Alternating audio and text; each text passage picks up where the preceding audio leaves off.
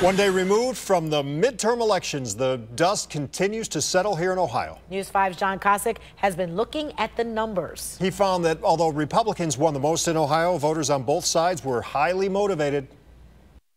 While not much changed so far as control in Ohio, the 2018 election was one for the record books. The nearly 4.4 million votes cast was the most ever in an Ohio midterm election, and the highest percentage of voters in one since the Republican wave of 1994. Cuyahoga County offers the clearest glimpse, though, of why the numbers in the state broke the way they did. Turnout was 53% as a whole, but when broken down by party, Democrats and Republicans both turned out at 84% each.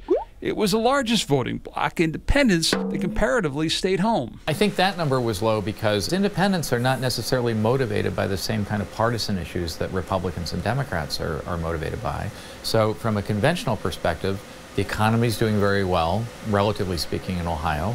Independents that are voting are looking at that issue. And the more satisfied they were, the more likely they were to stay home. The bright spot for Ohio Democrats was Senator Sherrod Brown winning a third term in what is now a red state, one the Democrats will need in 2020.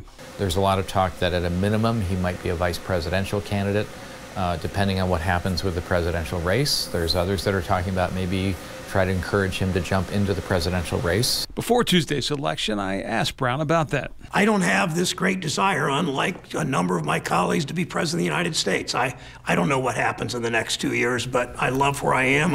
Says almost every presidential hopeful before they announce. With the victory yesterday, Brown becomes the first U.S. Senator in Ohio to win a third term since John Glenn.